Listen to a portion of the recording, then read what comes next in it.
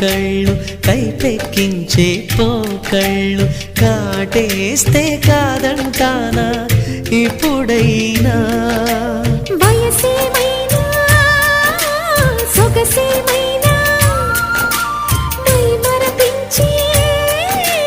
మనసేమైనా నవ్వు నవరాత్రి నీ కోసం తీసుకువస్తున్నా మైనా ఏమైనావే మన్మథ మాసం అయినా ఎంతైనా ఇది మెత్తని మోసం